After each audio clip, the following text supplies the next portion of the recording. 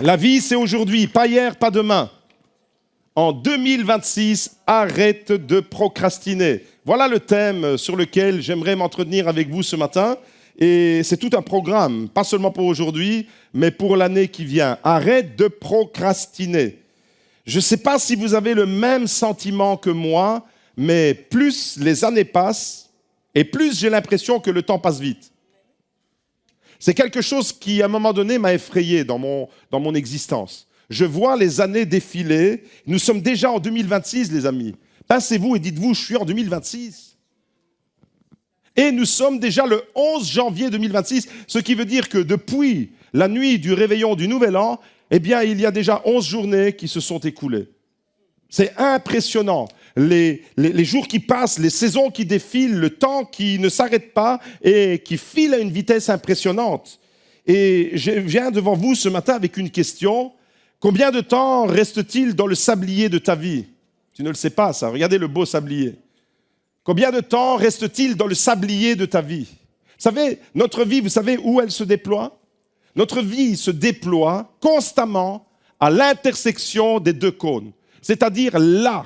Notre vie ne se déploie pas ici, elle ne se déploie pas au-dessus. Notre vie se déploie dans cet instant présent. C'est-à-dire qu'au moment où je dis « top », eh bien le top il est déjà passé. Le sable est déjà tombé et le temps est déjà, les secondes sont passées. Ça veut dire qu'on est constamment dans un éternel présent. Est-ce que vous comprenez ça? C'est aujourd'hui que ça se passe et nous sommes limités. La bonne nouvelle, c'est que Dieu, lui, n'est pas limité. Nous sommes limités par le temps. Nous savons que nous avons un temps qui nous est imparti. Nous avons un sablier avec le nombre de jours qui nous sont destinés, nous dit le psaume 139. Mais lui, Dieu, et ça c'est la bonne nouvelle, nous avons un Dieu qui n'est pas limité par le temps et par l'espace. Est-ce qu'on peut l'acclamer ensemble? Alléluia. En Daniel chapitre 2 au verset 20, regardez comment Dieu est présenté. Le Dieu d'éternité en éternité. Béni soit le nom de Dieu. Est-ce qu'on peut le bénir ensemble ce matin? Béni soit le nom de Dieu d'éternité en éternité. Ça veut dire qu'il est en dehors du temps, de l'espace et de la matière. À lui appartiennent la sagesse et la force. C'est lui qui change les temps et les circonstances. Ce qui veut dire que le sablier du temps n'a aucune emprise sur lui. Il n'y a aucune emprise. Le temps ne peut pas limiter notre Dieu. Notre Dieu est le maître absolu du temps. Il a une maîtrise absolue du temps. Et nous, on a un problème avec le temps. On a un problème. Je suis toujours en retard. Je suis toujours avec ma montre. J'ai un rendez-vous, mais je suis en retard. Il y a le culte qui commence à 10h. J'arrive à 10h15, 10h20. Et on est en retard et on court. Et on a toujours un problème avec la gestion du temps. Ce matin, il sera question de gérer le temps. Gérer le temps, vous savez ce que ça veut dire? Qu'est-ce que ça veut dire gérer le temps? Gérer le temps, ça veut dire gérer la vie. Parce que le temps, c'est de la vie. Quelqu'un a dit un jour, le temps, c'est de l'argent. Non, le temps, c'est pas de l'argent. Le temps, c'est la vie. Le temps qui passe, c'est ta vie qui passe. Alors, nous sommes limités. Dieu n'est pas limité. Et ça, c'est la bonne nouvelle. C'est que si nous nous connectons avec le Dieu qui n'est pas limité par le temps, la perspective de comment nous allons aborder la problématique du temps va changer. Nous sommes limités. Et un des plus grands dangers, alors, dans la gestion du temps, c'est-à-dire dans la gestion de la vie. Parce que gérer le temps, c'est gérer la vie. Quand tu gères ton temps, tu gères ta vie. Tu ne gères pas autre chose. Tu gères pas un patrimoine immobilier. Tu ne gères pas un bien, un compte en banque. Quand tu gères ton temps, tu gères ta vie. Ça veut dire que tu gères ce que tu as de plus précieux, ta vie. Et le plus grand danger alors, un des plus grands dangers dans la gestion du temps, c'est la procrastination.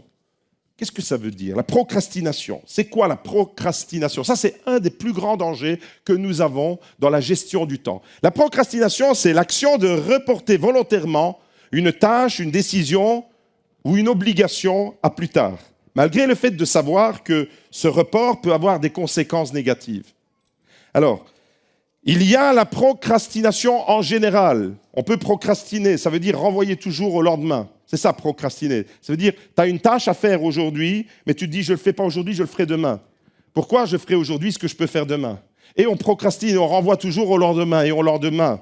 Alors, il y a la procrastination en général et il y a la procrastination spirituelle. Celle-là, elle est encore plus dangereuse, voyez-vous. C'est celle qui nous empêche d'entrer dans le temps de Dieu. C'est celle qui nous empêche d'entrer dans le plan de Dieu et dans les projets de Dieu. Ça, c'est la procrastination spirituelle. Celle qui nous empêche d'accomplir la volonté de Dieu. Vous savez, l'apôtre Paul dit aux Éphésiens que Dieu a préparé des œuvres bonnes à l'avance pour que nous puissions les pratiquer. Mais quand on est dans la procrastination, ces œuvres qu'il a préparées d'avance pour que toi, tu puisses les pratiquer, tu ne les pratiques jamais. Pourquoi? Parce que tu procrastines, parce que tu es toujours en retard, tu repousses toujours l'échéance. La procrastination spirituelle, c'est le report, écoutez bien, c'est le report répété, je l'écris pour vous, c'est le report répété de l'obéissance à Dieu ou de la réponse à son appel. Dieu t'appelle, ça fait longtemps que Dieu t'appelle, mais tu as repoussé son appel.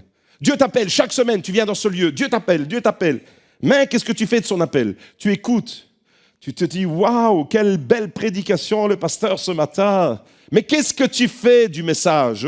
Qu'est-ce que tu fais de la parole de Dieu que tu entends semaine après semaine dans ce lieu? Qu'est-ce que tu fais de la parole de Dieu si jamais il t'arrivait d'ouvrir la Bible chez toi? Je ne vais pas le faire lever les mains, mais je te pose une question. Combien de fois ce livre, cette parole, tu l'as ouverte? Depuis le 1er janvier, on est le 11 janvier. La procrastination spirituelle, voyez-vous, c'est le report répété à l'obéissance de Dieu. Dieu te demande de faire quelque chose, mais tu ne le fais pas, tu repousses. Dieu te demande de pardonner quelqu'un, mais tu ne pardonnes pas, tu repousses. Dieu te demande de te réconcilier avec quelqu'un, mais tu ne le fais pas, tu repousses. Dieu te demande d'accomplir une charge, tu ne le fais pas, tu repousses. Et c'est ça, la procrastination spirituelle. C'est le report répété à l'obéissance à Dieu ou à la réponse que tu dois lui donner à son appel, malgré la conscience que tu as de l'urgence. Il y a urgence, les amis. Le temps qui file nous fait prendre conscience, si vous êtes conscient comme moi, que le temps est précieux et que le temps file. Le temps défile, mais à une vitesse vertigineuse. J'ai l'impression que les années sont des mois, que les mois sont des semaines, que les semaines c'est des jours et que les jours c'est des minutes. Tu as fermé les yeux, tu les as ouverts, tu es déjà le 11 janvier, tu étais en train de débouchonner ta bouteille de champagne ou de Prosecco le 31 décembre au soir. On est déjà le 11 janvier, j'ai déjà eu le temps d'aller à Torre la Pile et de revenir. C'est fou. C'est un truc de dingue, mes amis. Oh, malgré la conscience de l'urgence, tu repousses. Malgré l'importance de l'action, tu sais que c'est important, mais tu repousses. Ça, c'est la procrastination. Est-ce que tout le monde est OK sur la définition de la procrastination? Procrastination, de façon générale, dans ta vie de tous les jours, tu dois réparer un robinet et ta femme te le répète depuis 6 mois. Je dis aux femmes qui ont un problème avec un robinet qui fuite, arrêtez de répéter tous les 6 mois à votre mari qu'il doit le réparer. Il le sait. Il le sait. Tu as quelque chose à réparer à la maison, tu repousses, procrastination. En d'autres termes, vous avez compris, la procrastination, c'est remettre à plus tard les choses, à demain, et surtout par rapport à Dieu, à ne jamais mettre les choses, et là on va rentrer dans les choses qui piquent ce matin. Tu ne mets pas les choses de Dieu en priorité. Aïe. Tu ne mets pas les choses de Dieu en priorité. Tu procrastines. Tu dis à Dieu, demain je vais m'engager pour toi. Demain, je vais changer quelque chose. Demain, je changerai, promis. Demain, je le fais. Demain, je répondrai à l'appel de Dieu. Demain. Dans notre bouche, il n'y a que demain. Oui, on sait que Dieu t'a donné 2 mains. Mais on est les plus grands spécialistes pour dire demain, je le ferai. On est les plus grands spécialistes vis-à-vis de Dieu, vis-à-vis de la vie en général. Mais je vais vous faire une révélation ce matin. La Bible ne parle presque jamais de demain. La Bible parle quasi toujours d'aujourd'hui. Parce que c'est aujourd'hui que ta vie se déploie. C'est pas demain.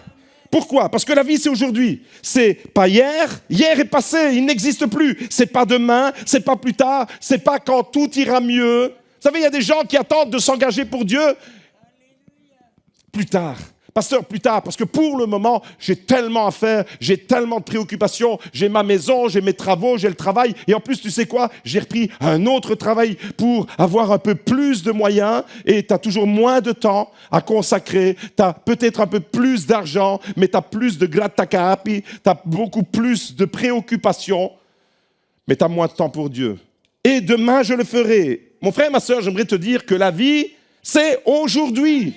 C'est aujourd'hui que ça se passe. Dis à ton voisin, c'est aujourd'hui que ça se passe. Hier n'existe plus. Hier, n'est plus là. Slide suivant, hier n'est plus là. Et le hier n'existe plus. Demain n'est pas encore là. Demain, tu ne peux pas dire je vais m'engager demain.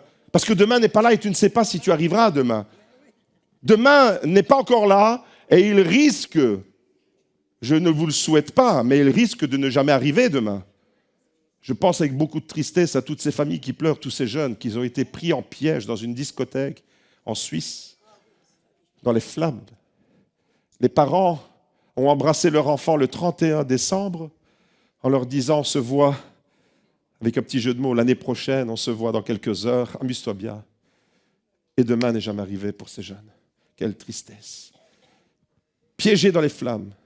Mes amis, quand tous ces jeunes sont partis dans cette boîte de nuit, il n'y en a aucun qui pensait que la vie allait s'arrêter là, brutalement, de cette façon. Vous comprenez alors que demain ne nous appartient pas. Demain, tu ne sais pas ce qu'il te réserve. Le temps que Dieu te donne à vivre, c'est aujourd'hui, c'est maintenant, c'est le sablier, c'est à l'intersection, là où le sable coule. C'est à cet endroit-là que ta vie se déploie. Ce n'est pas dans ta réserve du passé, ce n'est pas dans ce que tu vas vivre, c'est maintenant. Et la seule réalité alors que tu as, mon frère, ma sœur, pour vivre pleinement le projet de Dieu, c'est aujourd'hui. Ça veut dire quoi? Ça veut dire que le moment d'agir, le moment de croire et de vivre pleinement, c'est maintenant que ça se passe. C'est maintenant qu'il faut se décider, c'est maintenant qu'il faut se lever, c'est maintenant que le monde a besoin de connaître Jésus. Vous ne pensez pas que le monde dans lequel nous vivons est en ébullition? Il y a des menaces de guerre partout. J'ai entendu que Trump était intéressé, il veut venir chercher Beaudour. Il a repéré quelque chose de bon, il dit je vais venir chercher Beaudour. Il y a des blagues comme ça qui circulent sur Internet. Vous savez, chez nous, on a des belles tours. Torre la Pile, c'est une belle tour. Et il y a quelqu'un qui m'a envoyé cette photo avec la tour de Torre la Pile en disant Trump a mis la tour de Torre la Pile dans le collimateur. Il veut prendre Torre la Pile. Mes amis, on est dans un monde en effervescence, des menaces de guerre partout, etc. Et le besoin le plus urgent, c'est que le monde autour de nous puisse entendre parler de Jésus. Ça, c'est notre mission première. Et nous devons vivre pleinement alors ce projet de Dieu. Vous savez, il y a deux dangers. Il existe dans la vie deux dangers dans lesquels on pourrait tomber facilement. Le premier danger, c'est malheureusement de vivre en étant renfermé dans le passé. Il y a beaucoup de personnes qui vivent avec nostalgie. Et le deuxième danger, c'est d'être obsédé par l'avenir. Et quand tu es piégé dans tes pensées parce que tu as un regard de nostalgie, tu as tendance à embellir ton passé, ou peut-être tu es bloqué dans ton passé à cause de certains remords, à cause de certaines choses que tu n'as pas bien réussi dans ton passé, et tu es constamment dans ton passé. Et tu es tellement dans ton passé que tu vas de thérapie en thérapie. C'est pour ça que les psychologues, psychothérapeutes ont tellement de succès aujourd'hui. Ils se font des yards, ces gens-là, contrairement au pasteur.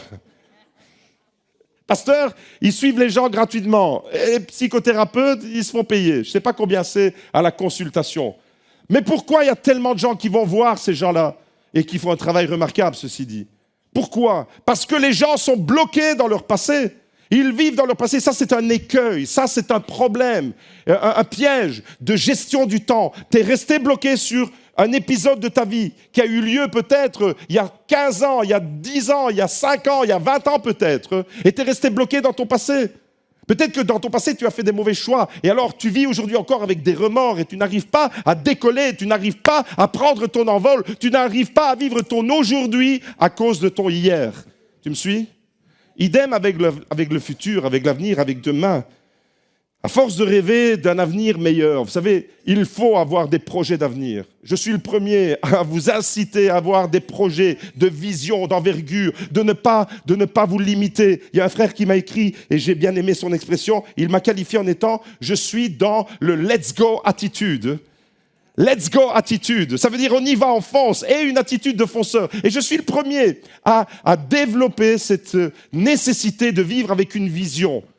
Mais le fait d'avoir une vision pour demain ne doit pas t'empêcher de vivre pleinement aujourd'hui. Par contre, le problème, c'est que certaines personnes sont tellement à idéaliser l'avenir, à se projeter dans l'avenir, à se projeter dans 2 ans, dans 3 ans, dans 5 ans, dans 10 ans, qu'ils oublient de vivre aujourd'hui. qu'il passe à côté de toutes les bénédictions d'aujourd'hui. C'est un peu comme le gars qui se réjouit d'être pensionné. Quand je serai pensionné, te réjouis pas trop, tu auras 10 ans de plus, tu auras 15 ans de plus, tu seras vieux. Comment les gens peuvent se réjouir d'être pensionnés? Pour ne plus aller travailler? C'est fou ça. Profite pleinement du temps que Dieu te donne maintenant. Et quand tu seras pensionné, tu profiteras de ce moment-là. Vis chaque instant, c'est maintenant, la vie c'est maintenant, c'est pas hier, c'est pas demain. Dites-le avec moi, la vie c'est maintenant, c'est pas hier, c'est pas demain. Mon frère, ma sœur, lorsque Dieu a révélé son nom à Moïse, Dieu a révélé son nom. C'est merveilleux, c'est un récit merveilleux que je vous invite à méditer à la maison.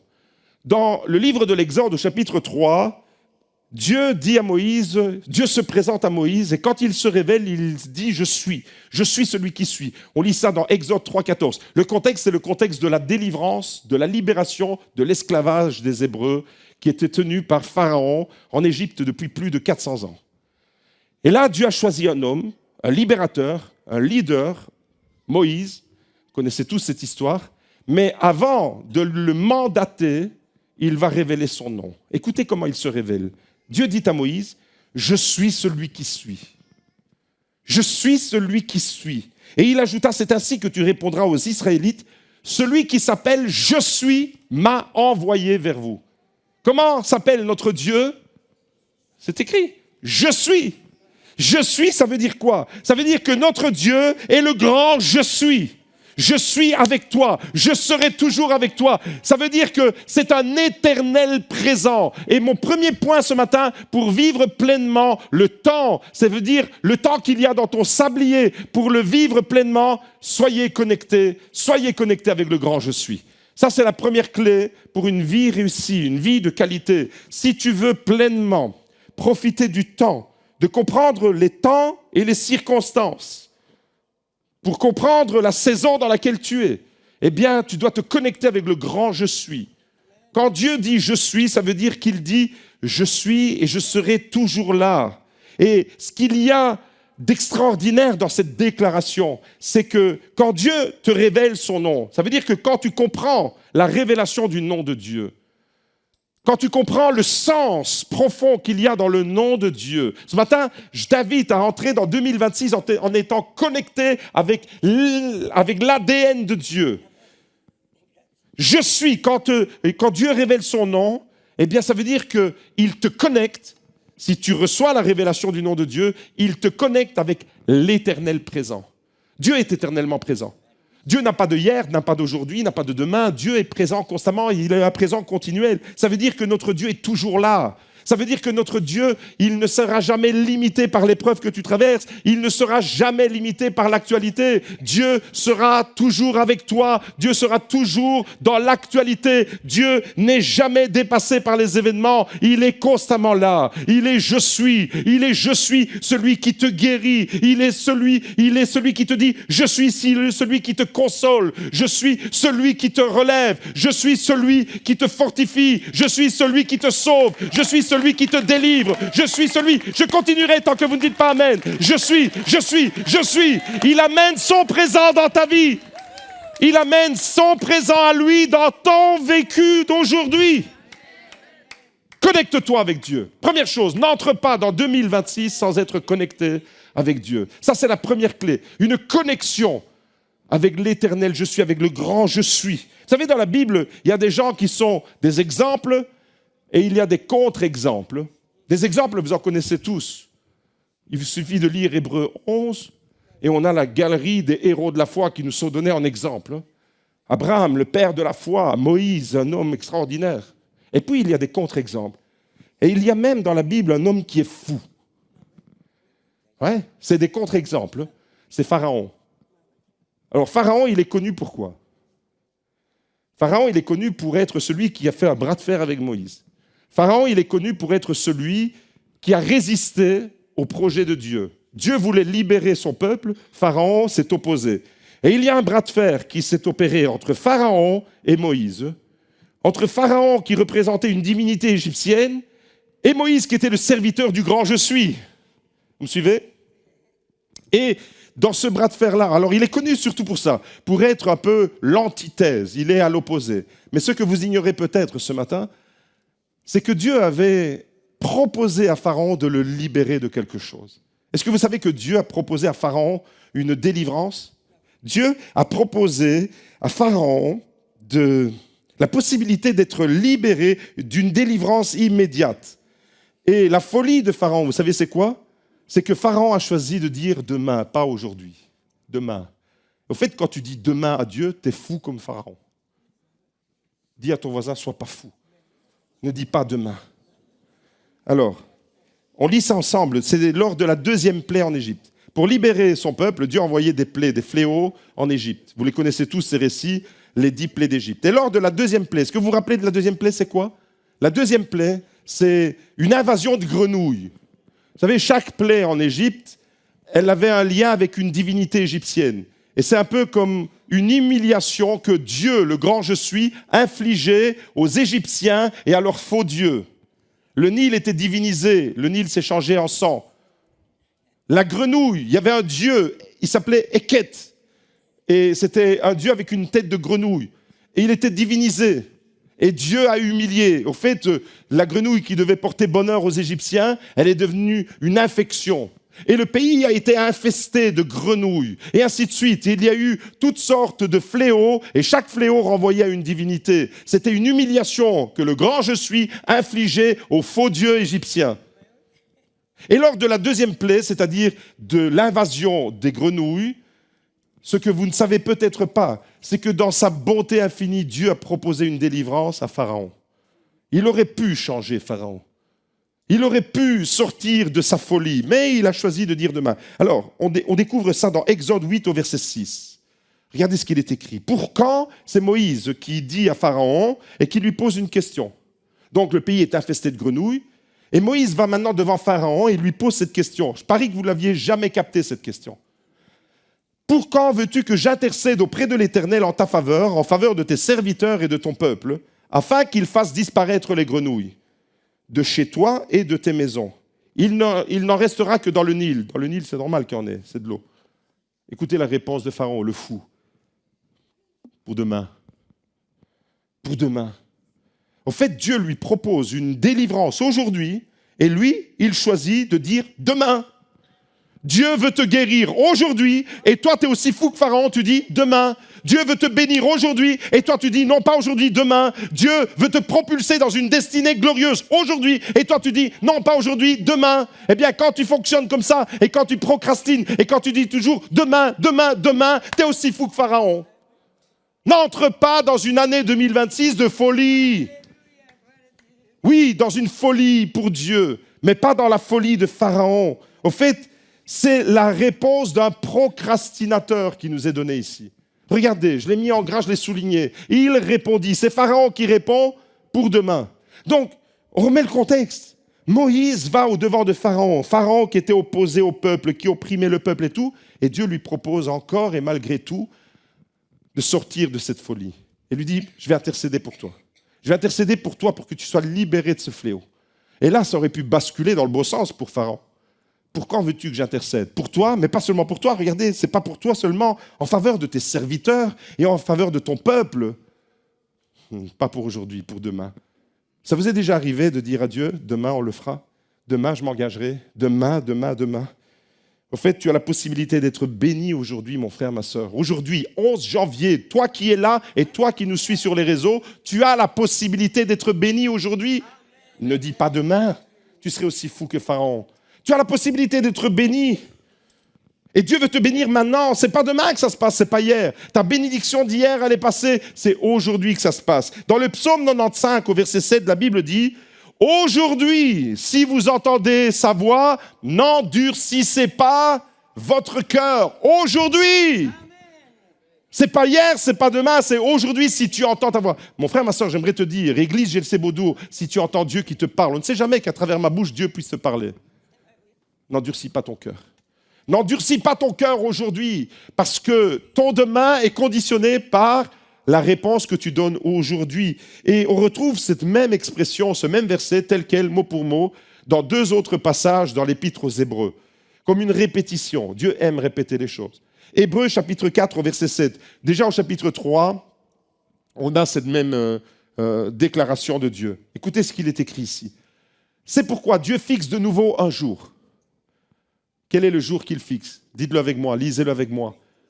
J'ai pas entendu. Dieu fixe un nouveau jour. C'est quel jour? En disant bien longtemps après David cette parole déjà citée, répétez-le avec moi. Aujourd'hui, si vous entendez sa voix, n'endurcissez pas votre cœur. C'est quand que ça se passe? C'est aujourd'hui que ça se passe. Au fait, Dieu aime répéter les choses dans des contextes différents. Cette parole, dans le psaume 95, elle était dans un contexte. Cette même parole, dans l'Épître aux Hébreux, c'est un autre contexte. C'est une répétition, mais avec Dieu, il ne s'agit pas simplement d'une simple répétition. Dieu ne répète pas les choses pour être redondant et pour être... il se répète. Non, ce n'est pas dans ce sens-là. Il s'agit d'une actualisation. Vous comprenez? Une parole qui a été prononcée des siècles auparavant va être actualisée aujourd'hui. Dieu fixe un nouveau jour aujourd'hui. Une promesse qu'il t'a faite en 2025, un commandement, un ordre, une impulsion, une injonction, une direction, une orientation qu'il t'a donnée en 2025, mais que tu n'as pas, tu n'es pas entré dans ce qu'il te demandait en 2025, eh bien, il fixe un nouveau jour. Ce nouveau jour, c'est quand? Dites-le avec moi. Dites-le plus fort. Alléluia. Aujourd'hui, vous avez compris qu'aujourd'hui, ça va changer votre vie. Le choix, quand tu vas sortir de cette église, de ce lieu, le choix que tu vas faire aujourd'hui va être déterminant pour ton avenir. Arrête de rêver d'un avenir meilleur. Prends une décision aujourd'hui. C'est aujourd'hui que ça se passe. Tu dois t'engager aujourd'hui. Mon frère, ma soeur, il s'agit de ramener une promesse, au fait. Il s'agit de se réapproprier d'une parole, d'une décision que tu n'as pas prise dans le passé, mais Dieu te donne la possibilité de te positionner aujourd'hui. Alors une nouvelle année commence pour nous tous. J'aime bien le début du mois de janvier comme ça, parce qu'on se propulse. Et si vous êtes comme moi, vous avez envie au début du mois de janvier d'avoir et de recevoir de Dieu une nouvelle parole, une nouvelle orientation, une nouvelle révélation, une nouvelle direction. Seigneur, parle-moi, j'ai besoin. On met le jeûne et prière pour que Dieu puisse nous donner une orientation. Qui n'a pas dit, Seigneur, le 31 décembre ou le 1er janvier ou le 2 janvier, Seigneur, donne-moi une nouvelle orientation, donne-moi une nouvelle impulsion pour cette année 2026. On est tous comme ça. On a tous envie d'un nouveau message peut-être. Hein. En fait, Dieu te dit, mais qu'est-ce que tu fais des messages que je t'apporte semaine après semaine? Aujourd'hui, je fixe un autre jour, c'est aujourd'hui. Si tu entends ma voix, n'endurcis pas ton cœur. Alors le mot-clé du message de ce matin, vous l'avez compris, c'est quoi? Aujourd'hui. Ça, c'est le mot-clé. Et c'est mon deuxième point que j'aimerais partager avec vous. Vivez et décidez aujourd'hui ce que vous allez faire. Vis-le et décide. Décide quelle orientation tu vas donner à ta vie aujourd'hui. Arrête de procrastiner. En hébreu, le mot aujourd'hui, c'est le mot ayom. Ayom, c'est un merveilleux mot. Ayom ne désigne pas seulement une date dans le calendrier. Aujourd'hui, on est le 11 janvier 2026. C'est le jour d'aujourd'hui. C'est pas seulement ça, Ayom. C'est bien plus que ça. Ayom, en hébreu, désigne un moment décisif. Ayom, en hébreu, c'est un temps favorable pour une décision. Autrement dit, dans l'Ancien Testament, Ayom est le jour où tu fais le choix. Tu as un choix à faire. Et c'est aujourd'hui que tu dois poser le choix. Ne renvoie pas le choix que tu dois prendre à demain. Aujourd'hui, regardez le choix. Dieu te positionne dans le livre de Deutéronome devant un choix. Deutéronome 30 au verset 19. Aujourd'hui, j'ai mis devant toi la vie et la mort, la bénédiction et la malédiction. Dites avec moi. Choisis la vie afin que tu vives, toi et ta descendance. C'est quand que tu dois choisir? Hier? Demain, tu dois choisir? Aujourd'hui! Ayom! Ayom, ça veut dire quoi? Ayom, c'est le jour de l'obéissance. Ayom, c'est le jour où Dieu rend sa parole active. Le Ayom, c'est une actualisation. La parole de Dieu va devenir opérante aujourd'hui. Aujourd'hui, il attend de toi juste simplement une disposition de ton cœur qu'on appelle la foi. Et par la foi, tu vas t'approprier et tu vas entrer dans le aujourd'hui de Dieu. Le grand je suis, l'éternel présent fait irruption dans ta vie. Ça change tout. Tu as vécu, tu t'es démené, tu t'es débattu, tu as galéré pendant 2025, tu as été vraiment au plus mal. Mais Dieu était un peu extérieur à ton projet. Aujourd'hui, Dieu te place dans sa maison devant une décision que tu dois prendre. Aujourd'hui. Aujourd'hui, c'est aujourd'hui que ça se passe. Et vous avez compris alors que quand Dieu dit aujourd'hui, il va créer un kairos. J'aime ce mot, c'est un mot grec ça. Kairos, c'est la création d'un kairos. Ça veut dire que c'est pas un chronos. Le temps, on peut le définir comme chronos, c'est chronologie. C'est les secondes, les minutes qui suivent. Et puis le kairos, c'est le moment décisif. C'est le moment de basculement. C'est le moment où ta vie, elle va prendre une autre dimension. C'est le moment où tu vas entrer dans une autre réalité. C'est le moment qui te fait sortir de quelque chose d'ordinaire pour vivre l'extraordinaire de Dieu. Tu vas être connecté avec l'éternel présent dans ton vécu à partir d'aujourd'hui. Et c'est pas un jour ordinaire alors. Le Hayom, quand Dieu dit Hayom, c'est pas un jour ordinaire. C'est un moment de basculement. Ta vie aujourd'hui, pas demain. Aujourd'hui, Dieu proposait à Pharaon de faire basculer sa vie. Aujourd'hui, lui, il dit demain, sois pas fou comme Pharaon. Ta vie peut basculer aujourd'hui. Ta vie, elle peut basculer vraiment du bon côté aujourd'hui. Il suffit d'une décision que tu prends. Ne te trompe pas de décision. Ne te trompe pas, ne fais pas des choix qui soient irréfléchis. C'est un jour clé, Ayom. C'est un jour déterminant. Aujourd'hui, 11 janvier 2026, en venant au culte au GLC Beaudour, tu ne savais pas que tu allais être confronté à un choix décisif pour ta vie. Et Dieu te dit, j'ai renouvelé, j'ai remis un jour, j'ai refixé un jour. Et ce jour, c'est aujourd'hui. Si tu entends ma voix, n'endurcis pas ton cœur. C'est le moment, Ayom, c'est quoi? C'est le moment où la réponse de l'homme, elle va s'aligner avec la proposition de Dieu. Ta réponse, elle doit s'aligner avec la proposition de Dieu. Vous savez, Dieu a un plan merveilleux pour toi. Ta réponse va faire en sorte que tu vas t'aligner avec ce plan ou tu vas t'écarter de ce plan. Si tu donnes une réponse, que tu fais le bon choix, j'ai mis aujourd'hui devant toi la vie et la mort, la bénédiction, la malédiction. Choisis la vie afin que tu vives. Si tu fais le bon choix, tu vas être connecté avec le grand je suis. C'est le moment où le cœur de l'homme va rejoindre alors la volonté de Dieu. Vous avez compris tous les bienfaits du aujourd'hui, du choix que tu vas faire? Et vous remarquez alors que dans la Bible, Dieu parle au présent. Il dit aujourd'hui, ça veut dire qu'il actualise sa parole. Quand tu lis la Bible, ce n'est pas un vieux livre poussiéreux qui te raconte des vieilles histoires du passé. C'est une parole qui s'actualise. Aujourd'hui, je viens dans ta vie. Quand tu ouvres la parole, quand tu ouvres ce merveilleux livre, la parole de Dieu, les saintes écritures, eh bien, c'est une irruption de Dieu dans ton temps. C'est l'éternel je suis qui vient te rejoindre dans ton sablier de la vie. C'est extraordinaire. Alors mon frère, ma soeur, j'aimerais te dire ce matin, ne sois pas fou comme Pharaon. Ne renvoie pas à demain une victoire que Dieu veut te donner aujourd'hui. Dieu veut te conduire dans une vie victorieuse, une vie de succès, une vie de délivrance, une vie de guérison, une vie de restauration. Ne renvoie pas à demain la victoire et la grande bénédiction dont tu peux bénéficier aujourd'hui. Pourquoi on fonctionne comme ça? À dire toujours demain je le ferai, demain je me déciderai, demain je changerai cette habitude-là, demain je prendrai cette décision. Pourquoi on est comme ça? Mon frère, ma soeur, ne renvoie pas à demain. Je vais répondre à cette question. Il y a des réponses. Scientifiques ont étudié un peu le cerveau humain, il y a des réponses à ça. On va entrer dans quelque chose de plus scientifique.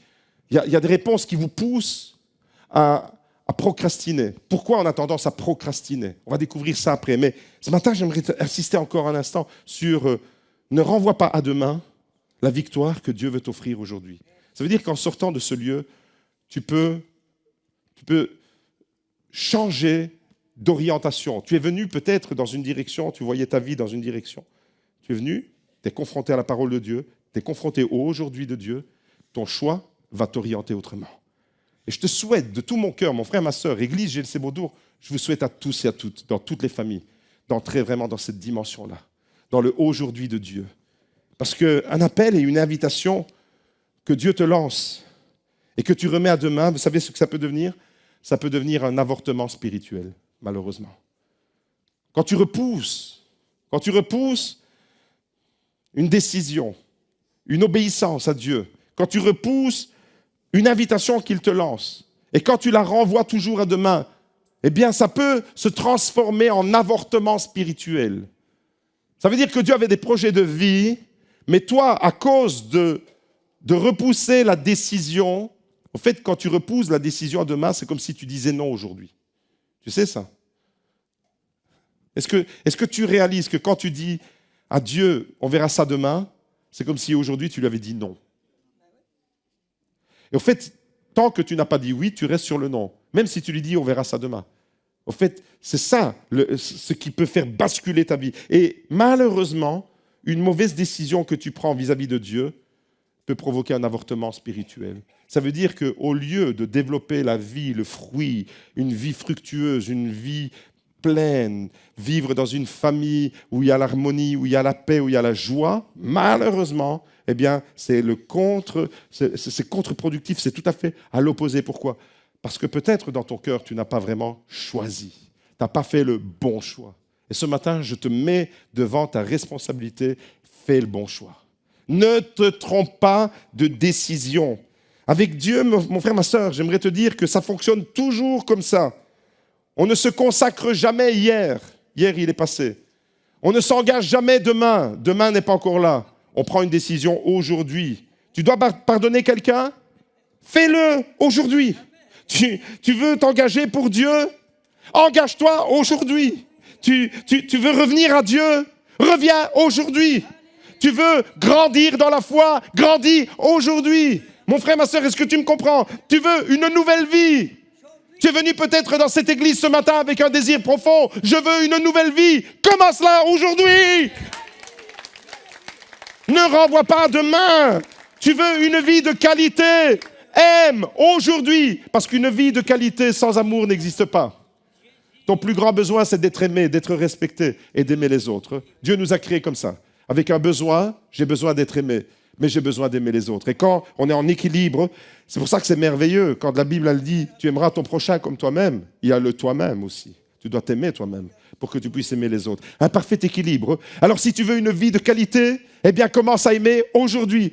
Tu veux une vie engagée, une vie waouh, commence aujourd'hui, engage-toi aujourd'hui. Je veux voir l'église bouillonner ce matin. Je veux voir que ça commence à trembler. Votre pète, il doit sauter sur la chaise, là.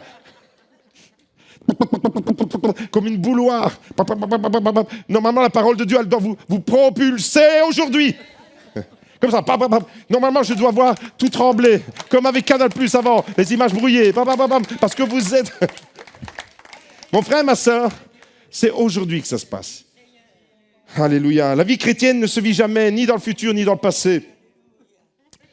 La procrastination est un vrai danger. Pourquoi? Pourquoi la procrastination est un vrai danger? Parce qu'elle nous fait passer à côté des grandes bénédictions que Dieu avait prévues pour nous et des victoires. Je ne sais pas si ce matin, cette parole, elle s'adresse à quelqu'un en particulier ou si vous vous sentez concerné. Mais moi, je me sens concerné parce que par moments, vous pouvez vous dire, ouais, le pasteur, il procrastine jamais. Je vous ouvre mon cœur. Oui, ça m'arrive trop souvent de procrastiner. J'ai une tâche à accomplir. Seigneur, je le ferai demain. Et Dieu me rappelle ce matin, en prêchant à vous la parole de Dieu, il me prêche à moi. Non, arrête de procrastiner, c'est un danger. Alors, quels sont les facteurs? Quelle est l'origine de la procrastination? Pourquoi avons-nous tendance à procrastiner? Qu'est-ce qui nous pousse à ne pas nous engager aujourd'hui et à dire « je ferai ça demain, je remets ça demain ».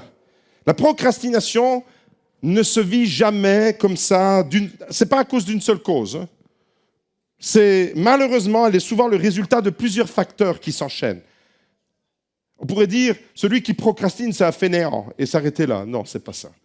Il ne s'agit pas simplement d'être simpliste à ce point et de dire c'est de la fainéantise. Peut-être qu'il y a un peu de fainéantise, mais ce n'est pas ça.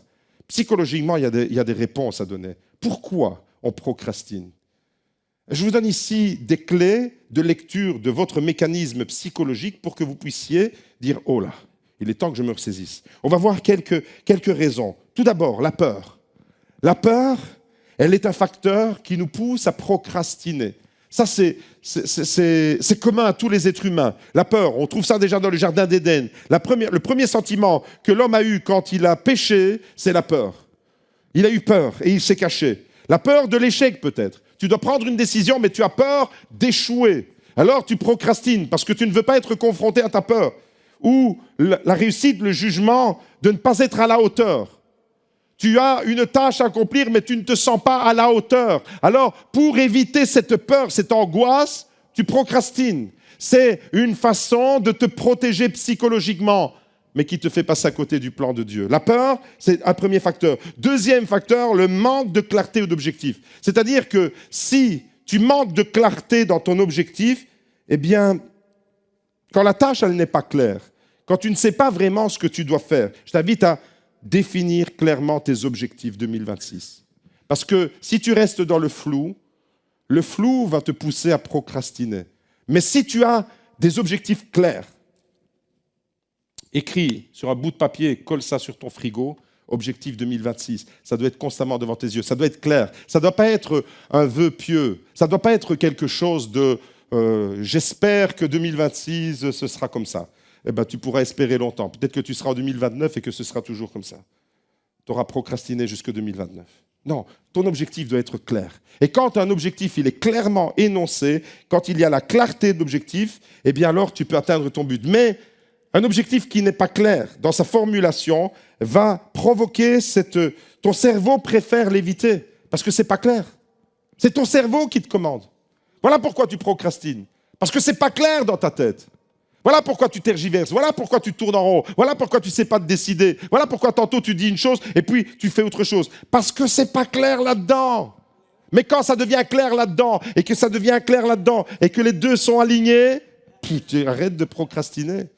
Troisième cause, troisième facteur, pourquoi on procrastine? Troisièmement, la recherche d'un confort immédiat. Parce qu'une décision que tu prends aujourd'hui, peut-être que ça va être inconfortable. Alors, tu préfères rester dans un pseudo-confort immédiat plutôt que de... Voilà, par exemple, vous avez à faire du rangement. Moi, j'ai procrastiné. Ma femme, elle est en train de dire, mais est-ce qu'il s'entend prêcher, celui-là? Ça fait des mois qu'elle me dit, il faut ranger le garage. Honte à moi. Pardon, ça fait des années qu'elle me dit qu'il faut ranger le garage. Je suis un procrastinateur de garage. Vous voyez que je ne prêche pas pour les autres, je prêche pour moi. Mais au fait, pourquoi j'ai procrastiné? Parce que je préfère mon confort immédiat à retrousser mes manches et affronter le désordre qu'il y a à cause de mes enfants, comme ça je l'ai placé, dans mon garage. C'est à cause d'eux.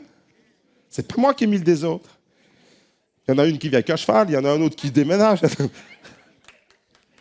Mes amis, vous comprenez?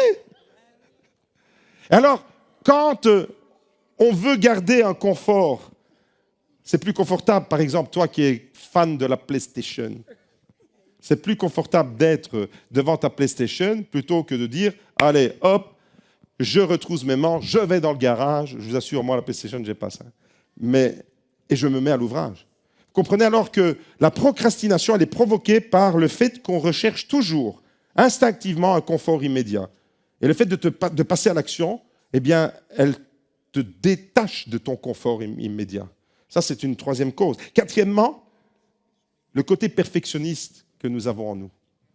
Tant qu'on n'est pas assuré de faire les choses clean, à fond, parfaitement, de façon tip-top, quand tu veux que ce soit parfait, eh bien, ce désir, parce que la perfection n'est pas de ce monde, eh bien, alors il y a quelque chose qui te dit, tu sais quoi, attends demain, ce sera peut-être mieux, peut-être pas encore au top de ta forme, et attends que ce soit tip-top.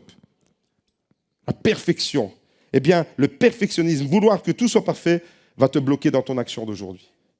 Commence, même si ce n'est pas parfait. Commence, même si ton projet, il n'est pas encore abouti. Commence, lance-toi, lance-toi.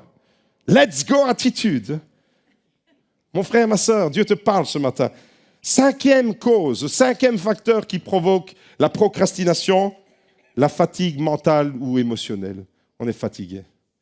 Et la fatigue, alors, quand tu es fatigué émotionnellement, eh bien, tu as tendance à dire, je ferai ça demain. Je suis fatigué émotionnellement, je suis épuisé, le stress, le surménage. Il y a quelqu'un qui m'a attrapé dans le hall d'entrée, qui m'a dit, ah, c'est toi que je cherchais, pasteur, justement. Il me dit, j'ai rêvé de toi. Ça me fait toujours peur quand on me dit j'ai rêvé de toi. Et c'est comme si le Seigneur me disait, dis au pasteur, Fais attention au burn-out. Bon. Burn-out, je dis, je reviens de tourner la pile, je me la suis coulée douce là-bas. Mais bon, je prends cette parole en question. Pourquoi? Parce que on peut accumuler une fatigue émotionnelle, on peut accumuler un stress dans notre vie active de tous les jours. Et ça, eh bien, quand tu es stressé, quand tu es surmené, quand tu es découragé, en fait, cette énergie qui te pousse à l'action aujourd'hui, elle s'est évanouie, alors tu vas forcément postposer. Ça veut dire quoi? Ça veut dire qu'il faut s'aménager des temps de repos, des temps de ressourcement. De plus en plus, avec Magda, on va prendre des moments à part, rien à nous deux, pour nous faire des câlins, des bisous, des minutes. C'est important. Dieu m'a parlé ce matin, attention au burn-out. Ma cocotte, Ryanair et on fixe le prochain voyage. Mon frère, ma soeur, 6e facteur qui te pousse à procrastiner, le manque de discipline ou de structure dans ce que tu fais. Quand tu es désordonné, tu vas procrastiner, c'est sûr. Quand tu es désordonné dans ce que tu fais, tu commences quelque chose, tu pars à autre chose. Quand tu es un homme avec un cerveau d'une femme, par exemple, ça, tu es sûr et certain de procrastiner. Pourquoi? Parce que les femmes, elles... Attendez, je ne suis pas en train de taper sur les femmes ici. Les femmes, elles sont capables de faire 1001 choses à la fois. Elles ont un plat de spaghettis dans la tête. Tout est entremêlé. Une maman, par exemple, avec un pied, elle berce le bébé qui vient de naître. Avec l'autre main, elle touille la soupe dans la casserole. Avec l'autre main, elle est en train de réparer quelque chose. Mais toi, tu n'es pas capable parce que tu n'as pas le cerveau d'une femme. Ton cerveau d'homme, c'est une gaufre. C'est compartimenté par cases. Il y a des petits carrés. Et il ne faut pas me demander, quand je parle avec quelqu'un, je parle avec quelqu'un. Mais quand ma femme, elle parle avec quelqu'un, elle entend 36 conversations autour d'elle. Toutes les femmes, vous êtes comme ça. Mes amis, quand on n'est pas structuré, quand on n'est pas discipliné, et quand on veut faire 1001 tâches, je commence quelque chose et je le termine pas, et je commence autre chose et je termine pas, etc. Je cours dans tous les sens, je suis désordonné, je vais procrastiner. 7e, des croyances limitantes. Ça veut dire quoi, des croyances limitantes? Des croyances limitantes, ça veut dire des pensées que tu as constamment. Tu as été diminué, tu as été dévalorisé peut-être. Et alors, tu as tendance à te dénigrer toi-même à tes propres yeux. Tu as tendance à dire, je n'y arriverai pas. Je ne suis pas à la hauteur pour faire ça. Je ne suis pas à la hauteur. Je devais faire une annonce. Et je l'ai oublié, je le fais maintenant, j'en profite, ça va bien dans le message. On a besoin de personnes qui se lèvent pour renforcer les équipes de monitrices pendant les moments extra. C'est-à-dire quand il y a un événement, quand il y a la soirée Saint-Esprit, pour ne pas que ce soit toujours les mêmes moniteurs et monitrices qui soient là. Et peut-être que tu te dis, mais moi je ne suis pas à la hauteur. Et tu procrastines et tu te dis, peut-être qu'un jour, je vais m'engager au GLC Beaudour. Et tant que tu diras, peut-être qu'un jour, je vais m'engager au GLC Beaudour, les jours vont passer, et Beaudour, et tu pourras dire Beaudour tant que tu veux, tu seras toujours au même stade. Tu comprends, mon frère, ma soeur, que les pensées limitantes, c'est quoi? Les pensées limitantes, c'est quand tu te dénigres à tes propres yeux, quand tu ne te sens pas capable, quand tu ne te sens pas à la hauteur. Et alors, quand tu te dis peut-être, des pensées limitantes, c'est quand tu dis, j'ai encore le temps pour faire ça. J'ai encore le temps pour, je m'adresse aux étudiants, ce travail de fin d'études, j'ai encore le temps pour le finaliser. Et puis tu arrives la dernière semaine, tu te dis, mince! Et puis tu travailles comme un acharné des heures entières pour terminer ton travail de fin d'études. Tout ça nous pousse à procrastiner. Alors ce matin, j'ai envie de te dire de la part de Dieu, ne perds plus ton temps, il y a des choses importantes que tu dois mettre en place dans ta vie. Il y a une nouvelle saison qui t'attend. Ne perds pas ton temps, il y a une nouvelle saison qui t'attend. 2026 peut être ta saison, mais ne perds pas ton temps. Pourquoi? Parce que la nouvelle saison attend la bonne décision que tu vas prendre aujourd'hui. La nouvelle saison, elle commence aujourd'hui par une décision. Et tant que tu diras demain, la nouvelle saison ne viendra pas. Tu resteras peut-être dans ta vieille saison. Pourquoi? Parce que tu n'arrives pas à te décider aujourd'hui. Mon frère, ma sœur, écoute-moi bien. Tu tournes peut-être en rond dans ta vie.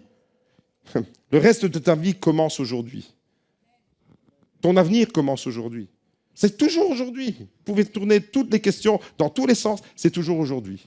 La décision, c'est aujourd'hui. Si je décide de prier, c'est aujourd'hui. Si je décide d'agir, c'est aujourd'hui. Alors ne procrastine pas. Pourquoi ? Parce que Dieu ne pourra pas te faire entrer dans ta nouvelle saison si tu procrastines. C'est toi qui es auto-limitant. Imaginez un peu l'histoire, comment elle se serait déroulée. Pharaon répond à Moïse aujourd'hui. Eh bien, son mindset aurait changé. Les choses auraient changé. Pharaon serait devenu un collaborateur de Moïse. Vous imaginez comment l'histoire elle aurait pu tourner ? Maintenant, il est resté dans sa folie. Demain, un demain qui n'est jamais arrivé.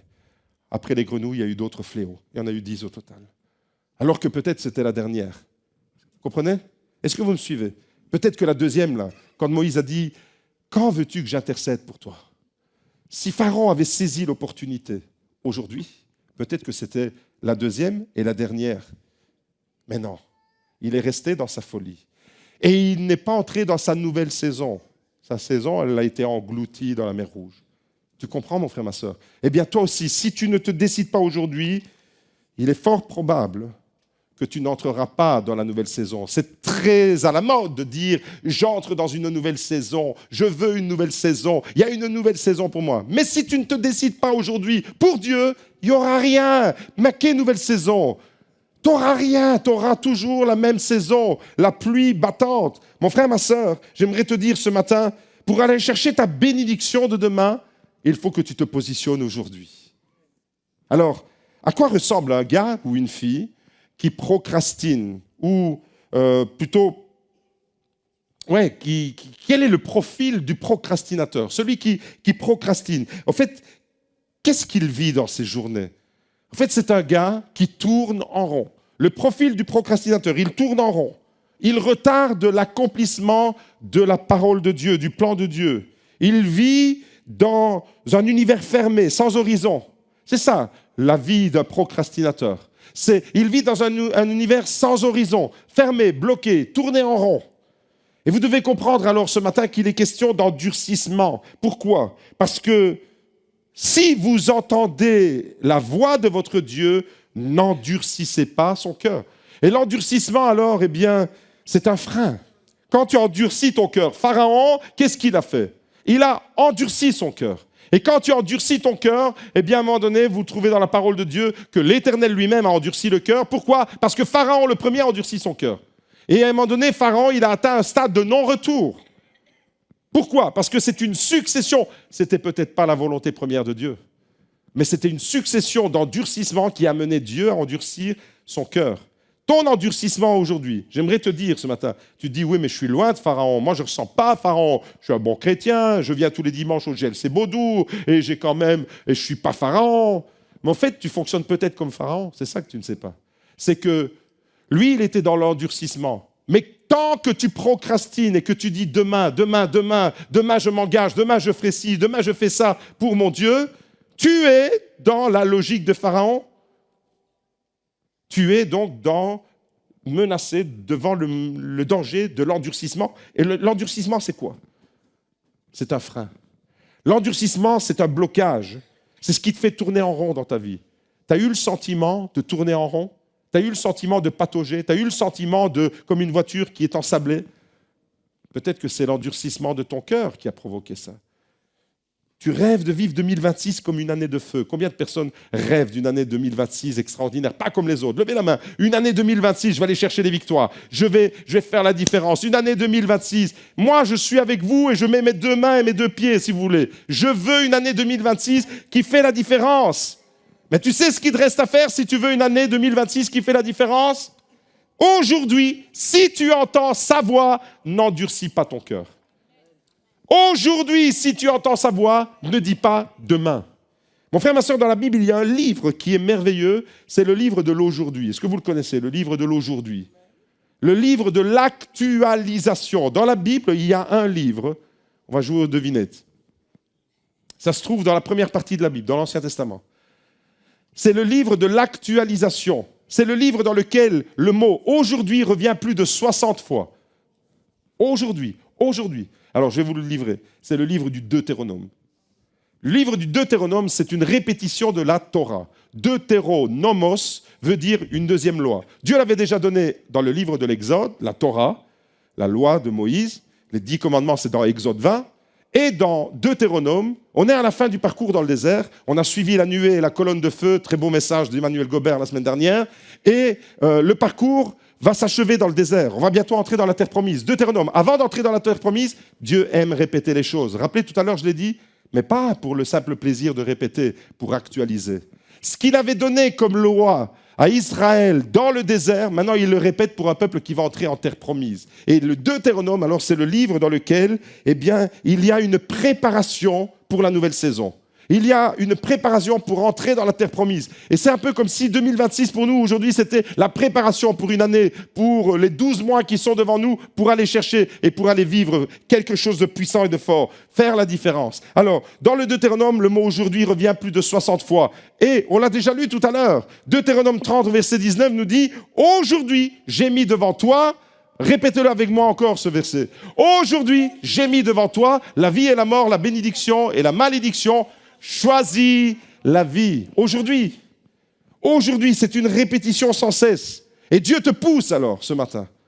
Et à travers la parole que tu es en train d'entendre ce matin, aujourd'hui, j'ai envie de te dire de la part de Dieu, je suis un instrument de Dieu pour te dire ce matin, aujourd'hui, fais le bon choix. Il est question de choix ce matin. Fais de Dieu ton choix numéro 1. Et si 2026 était une année complètement différente par rapport à toutes les autres. 2025, Dieu était ton 3e choix. 2024, il était ton 3e choix. 2025, il était peut-être ton 2e choix, mais 2026 sera ton 1er choix. Qu'est-ce que ça veut dire? Fais de 2026 une année où tu diras « Dieu, premier servi ». Chaque fois que je prononce cette parole, je pense à mon frère Karl. Dieu, premier servi. Dieu premier servi, c'était une de ses habitudes pour ceux qui l'ont connu, le papa de Lucrèce, il disait toujours Dieu premier servi. Il pouvait y avoir n'importe quoi, s'il avait une réunion à l'église, il n'y a rien qui compte. Il y a la réunion à l'église, Dieu premier servi. Et si tu faisais de cette année 2026 un projet de cette envergure-là, tu places les priorités là où Dieu les place. Tu vas voir la différence. Tant que Jésus, écoute-moi bien, mon frère et ma sœur, c'est important ce que je suis en train de te dire. Tant que Jésus occupera le choix numéro 2 dans ton cœur, la vie chrétienne, c'est un fiasco. La vie chrétienne n'est pas pour ceux qui mettent Jésus au 2e rang. La vie chrétienne victorieuse, glorieuse, puissante, bénie, extraordinaire, c'est quand tu as décidé de mettre Jésus à la première place. C'est quand tu dis, Jésus, tu es mon premier choix. The first choice. Tu peux le dire dans n'importe quelle langue. Dieu sera mon premier choix. Déclare-le avec moi. Tu peux le dire dans ta langue maternelle. Est-ce qu'il y a des Espagnols ce matin? Emmanuel, Manu, avec moi, tous les Espagnols. Allez, on y va ensemble. Mi primera elección. Est-ce qu'il y a des anglophones ce matin? Je vais entendre Mathieu et les autres. En anglais, God is my first choice. Est-ce qu'il y a des Italiens ce matin? J'ai le Bodour. Dio sarà la mia prima scelta. Dieu sera mon premier choix en 2026. Voilà ce qui va faire la différence. Mais c'est quand que tu décides tout ça? Aujourd'hui. C'est pas demain. Today, ayom, oggi, aoi, hai. Siciliano. En hébreu, aberira rishona sheli. Il est mon premier choix. Alléluia. Est-ce qu'il y a des Africains qui parlent Swahili ce matin? Oh, je vois Marianne devant moi. Écoute, Marianne, je vais le dire. Tu vas me corriger si c'est pas bon. Chaguo langu la kwanza.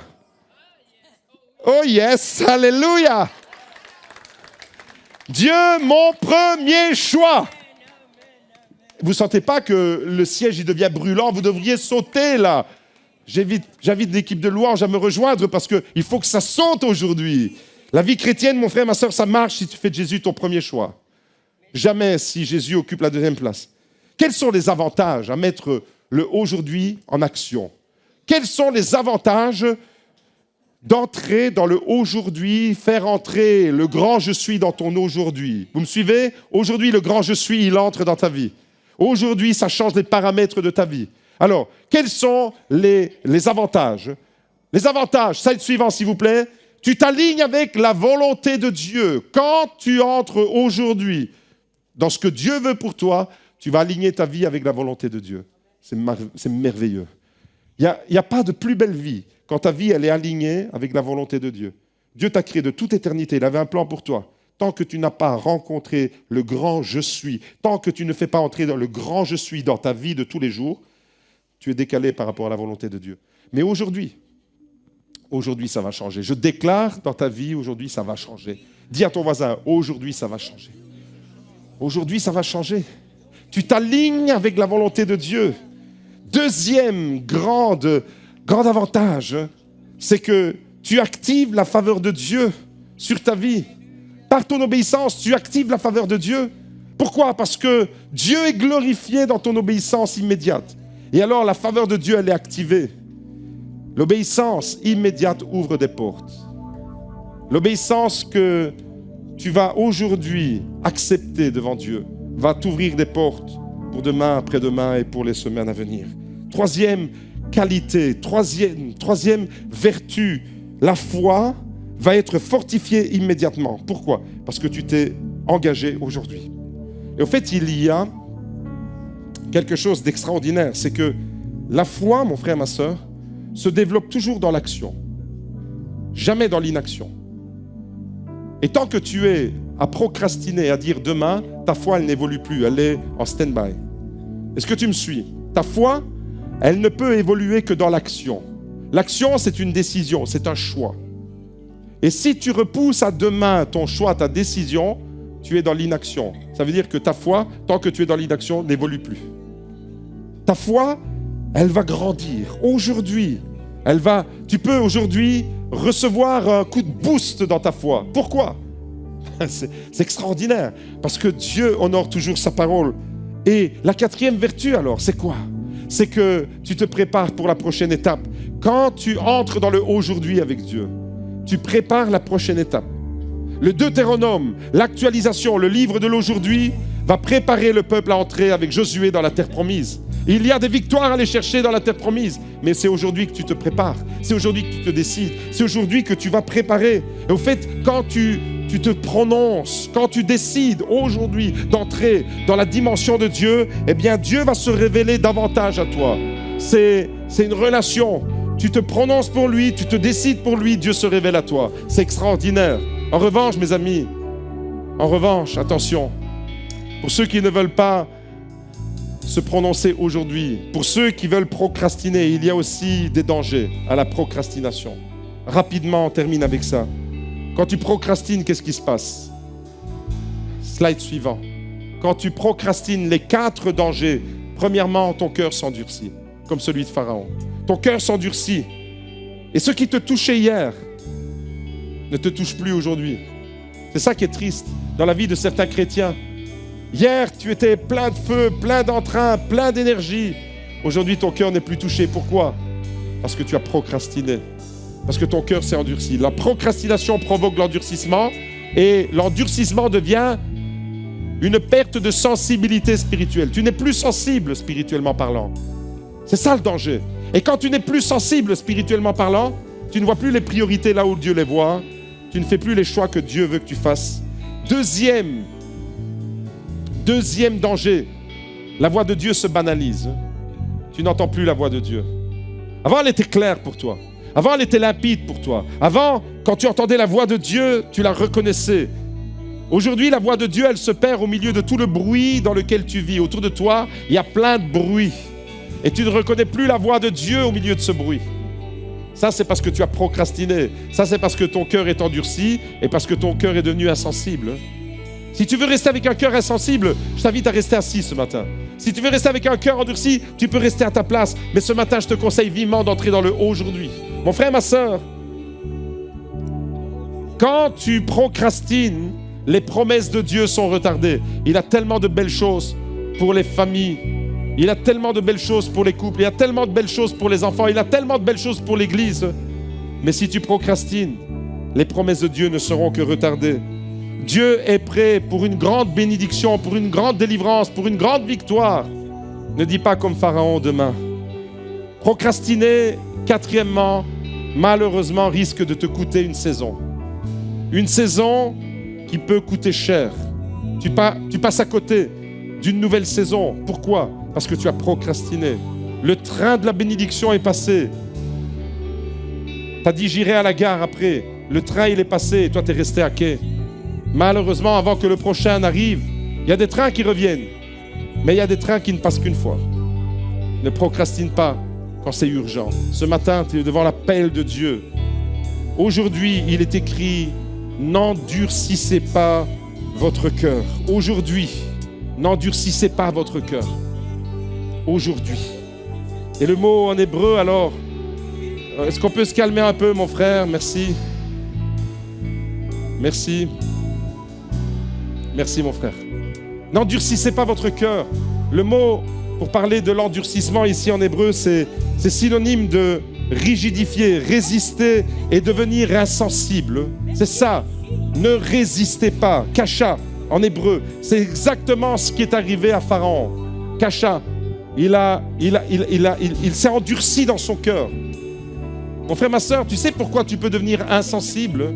Insensible à plein de choses. On peut devenir insensible à la misère autour de nous, insensible à la pauvreté autour de nous, insensible à la souffrance autour de nous. On peut devenir insensible à plein de choses.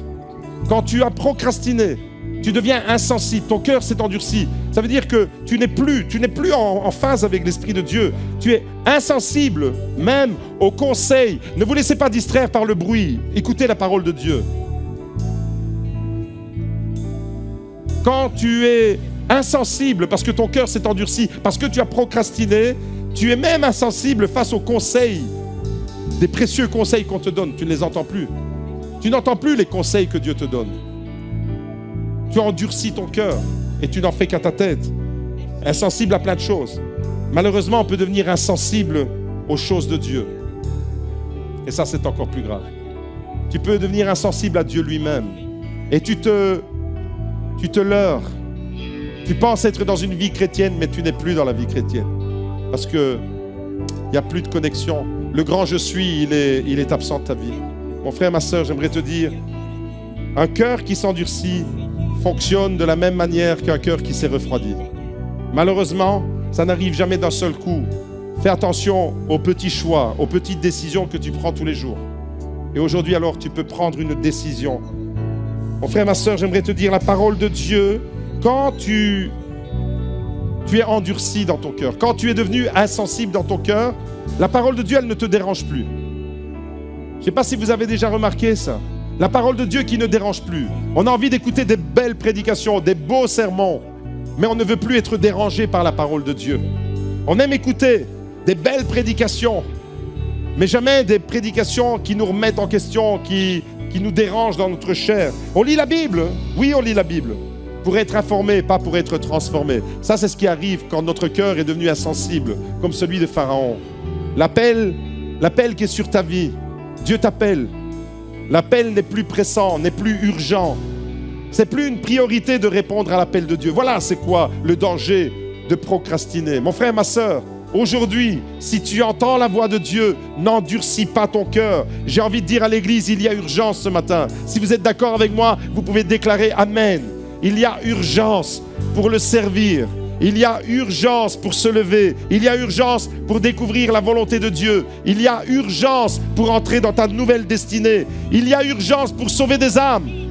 Il y a des âmes à sauver. Il y a urgence quand tu ne te préoccupes plus du sort de ton voisin, quand tu ne te préoccupes plus du sort d'où va celui qui est juste à côté de toi, de ton collègue, que tu ne lui parles plus du Seigneur, mais que tu le laisses aller dans sa folie, c'est que ton cœur, il est endurci. Ça, c'est un bon test. Si tu ne témoignes pas, si ça te laisse indifférent, si ce que les autres vivent te laisse indifférent, alors c'est un bon test. Tu es peut-être en train de vivre un endurcissement dans ton cœur. Mais ce matin, aujourd'hui, si tu entends sa voix, Église, n'endurcis pas ton cœur. On va fermer les yeux, on va lever les mains. Chaque jour est un aujourd'hui qu'il te donne, une grâce nouvelle. Aujourd'hui, chaque jour est un cadeau. Est-ce que tu réalises qu'aujourd'hui c'est un cadeau? Est-ce que tu réalises qu'aujourd'hui c'est peut-être le démarrage de quelque chose de nouveau pour toi, à cause et grâce à une décision que tu vas prendre? Aujourd'hui ne reviendra plus jamais. Aujourd'hui est déjà passé. Quand je dis aujourd'hui, c'est déjà derrière moi. L'instant présent, le moment où le sablier coule, c'est là la décision. C'est là que tu dois laisser le grand je suis entrer dans ton cœur. Et ce matin alors, je veux lancer un appel à l'Église. Aujourd'hui, Église, fais le bon choix. Dis-lui ce matin, je choisis aujourd'hui. Je veux marcher avec toi aujourd'hui. Je veux répondre à ton appel aujourd'hui. Je ne veux pas endurcir mon cœur. Je ne veux pas reporter, déplacer et repousser à demain la décision que je veux prendre aujourd'hui. Je ne vais pas renvoyer à demain la victoire que Dieu veut me donner aujourd'hui. Je la saisis. Alors ce matin, si tu es d'accord avec moi et si tu veux faire cette déclaration, j'invite l'Église à faire cette déclaration les mains levées. Et on va déclarer ensemble ce matin, aujourd'hui Seigneur, je dis oui. Aujourd'hui, je m'engage pour toi. Aujourd'hui, je veux te servir pour toi. Aujourd'hui, je veux te suivre. Aujourd'hui, je veux te mettre en priorité. Aujourd'hui, je fais le bon choix pour toi. Esprit de Dieu, conduis-moi. Et pendant qu'on va chanter ces paroles, choisis la vie. Si tu veux aujourd'hui faire la différence, marquer le moment de ton choix, de ta décision, eh bien, si tu veux t'engager pour Dieu, viens devant et on va terminer ce culte et on va entrer dans l'année 2026 avec la bonne attitude. Aujourd'hui, je choisis. Saint-Esprit, je veux me laisser guider par toi. Si tu veux te laisser guider par l'Esprit de Dieu, viens devant. Viens devant, mon frère, ma soeur. Choisis aujourd'hui. Choisis de mettre Dieu en priorité. Alléluia. Merci, Seigneur. Merci, et ma foi sera fortifiée dans la présence de mon Sauveur. Saint-Esprit, repousse les limites de ma foi. Apprends-moi à marcher sur l'eau, peu importe où tu m'appelles. Conduis-moi plus loin que je n'oserais avancer, et ma foi sera fortifiée dans la présence de mon Sauveur. Saint-Esprit, repousse les limites de ma foi. Apprends-moi à marcher sur l'eau, peu importe où tu m'appelles. Conduis-moi plus loin que je n'oserais avancer, et ma foi sera fortifiée dans la présence de mon Sauveur. Saint-Esprit, repousse les limites de ma foi. Apprends-moi à marcher sur l'eau, peu importe où tu m'appelles. Conduis-moi plus loin que je n'oserais m'avancer, et ma foi sera fortifiée dans la présence de mon Sauveur. Saint-Esprit, repousse les limites de ma foi. Apprends-moi à marcher sur l'eau, peu importe où tu m'appelles. Conduis-moi plus loin que je n'oserais m'avancer, et ma foi sera fortifiée dans la présence de mon Sauveur. Saint-Esprit, repousse les limites de ma foi. Apprends-moi à marcher sur l'eau, peu importe où tu m'appelles.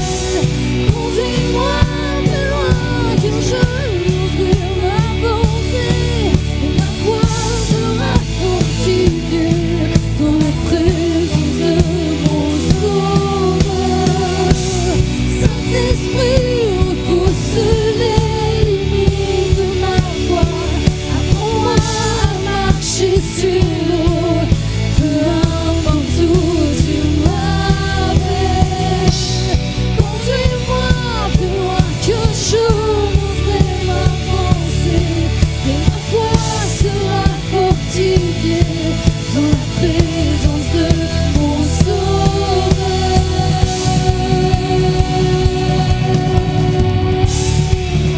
Consacre ton cœur aujourd'hui. Si tu entends la voix de Dieu, n'endurcis pas ton cœur. Aujourd'hui, réponds à l'appel de Dieu.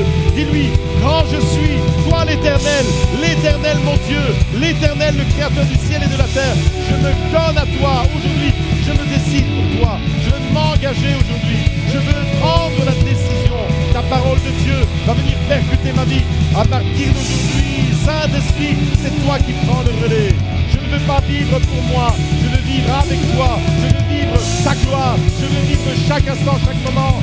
Toi qui es là peut-être pour la toute première fois, avance-toi et donne ton cœur à Jésus. Aujourd'hui, c'est le jour du salut. Aujourd'hui, c'est le jour du changement. Aujourd'hui, c'est le jour qui fait la différence. Aujourd'hui, c'est le Kairos. Aujourd'hui, c'est le moment de basculement. Alléluia. Saint-Esprit. Oh, Rakashera Balakarabala Santoro. Tu es Dieu ce matin, je me livre à toi. Merci, Saint-Esprit. Conduis-moi. Oh, Saint-Esprit, conduis-moi. Conduis-moi dans les eaux profondes. Conduis-moi, Seigneur, là où de moi-même je ne pourrai jamais atteindre. Seigneur, fais-moi dépasser les limites de mon intelligence, de mes capacités. Fais-moi atteindre d'autres horizons. Seigneur, je veux aller chercher à partir d'aujourd'hui. Je veux déclarer l'année 2026, l'année de mon choix, l'année de ma décision, l'année de ma victoire, l'année du basculement, l'année où je vais, Seigneur, concrétiser l'engagement pour toi. Je ne veux pas que ça reste simplement une vague croyance. Je veux, Seigneur, vivre pleinement en étant connecté avec le grand je suis. Saint-Esprit, prends toute la place dans mon cœur. Et vous qui vous êtes avancés ici, levez les mains. Est-ce qu'il y a une personne qui voudrait donner son cœur à Jésus ce matin, qui l'a peut-être jamais fait et qui a compris ce matin que le grand je suis veut faire irruption dans ta vie? Le grand je suis, c'est l'éternel présent. C'est celui qui te permet de vivre. Il est la source de l'existence même. Alors ce matin, si tu veux donner ta vie à Jésus, fais cette prière avec moi. Jésus, je te donne ma vie, je t'ouvre mon cœur ce matin. Seigneur, aujourd'hui, c'est le jour de ma décision. Aujourd'hui, c'est le jour du basculement dans ma vie. Aujourd'hui, je veux entrer dans une nouvelle vie. C'est toi qui m'offres la capacité de le faire. Je me connecte à toi. Oh Saint-Esprit, viens me remplir de ta présence. Seigneur, tu viens chasser les ténèbres de mon cœur et tu viens mettre ta lumière. Tu viens enlever, Seigneur, l'angoisse de mon existence et tu viens mettre la paix. Seigneur, tu viens mettre ta lumière là où l'ennemi a mis les ténèbres. Aujourd'hui, je me consacre à toi. Aujourd'hui, je me donne à toi. Et à vous tous qui êtes là et qui voulez faire une mise à jour de votre aujourd'hui, de votre engagement, vous qui êtes habitués de ce lieu, faites cette prière avec moi. Seigneur Jésus, aujourd'hui, je déclare que tu es celui qui rend, mais aujourd'hui différent. Tu les remplis de ta présence. Aujourd'hui, Seigneur, j'entre dans ma destinée. Aujourd'hui, Seigneur, j'arrête de procrastiner. J'arrête de dire, aujourd'hui, je le ferai demain. Aujourd'hui, je prends la décision. Je fais le bon choix avec toi. Seigneur, permets-moi de vivre cette année 2026 en étant rempli de toi, rempli de ton feu, rempli de ton amour, rempli de ta lumière, rempli d'espoir. Ce matin, Seigneur, je m'offre à toi, je me donne à toi. Seigneur, ce matin, je veux vivre quelque chose qui va faire la différence pour le reste de cette année. À toi soit la louange, à toi soit l'honneur. Bénis chaque personne, Seigneur, qui s'est avancée ce matin, qui a répondu à l'invitation et à l'appel, qui n'a pas repoussé à demain, mais qui a dit oui. Aujourd'hui, il se passe quelque chose dans ton cœur. Aujourd'hui, il y a une réparation. Aujourd'hui, il y a une restauration. Aujourd'hui, il y a l'amour de Dieu qui t'emplit, qui te remplit. Alléluia. Saint-Esprit, viens ce matin. Viens ce matin. Vis le moment. Ne regarde pas le temps qui coule. On est hors du temps ce matin.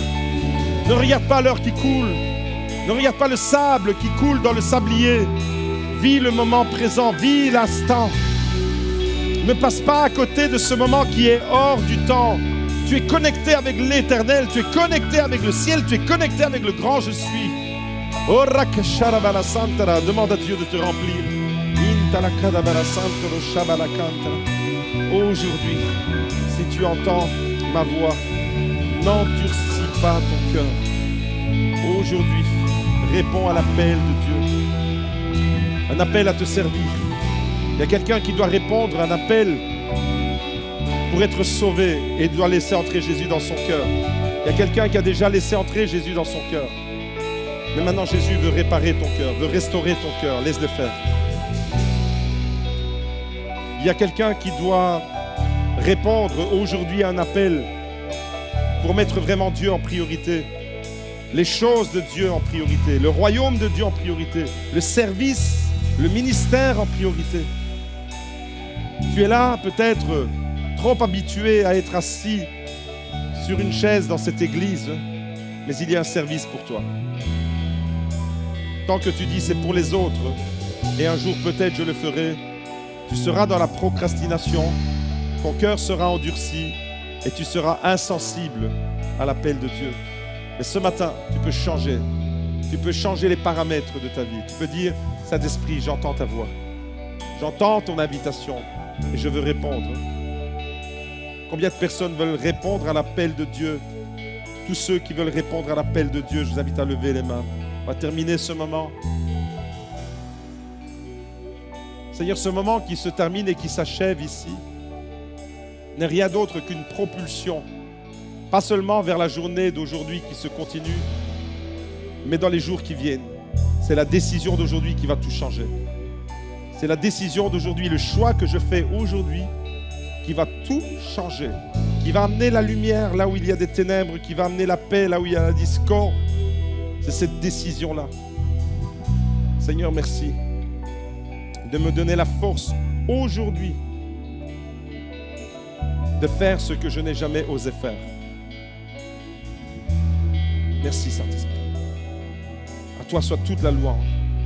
À toi soit la gloire. Je veux commencer cette année en consacrant mon cœur et ma vie à toi. Je ne veux pas entrer dans l'année 2026 autrement qu'en suivant la nuée et la colonne de feu et en vivant l'actualisation de ton aujourd'hui, le grand je suis dans mes journées de chaque jour, sans repousser, sans procrastiner. Merci Seigneur. Saint-Esprit, c'est toi qui me permets de vivre ces choses-là.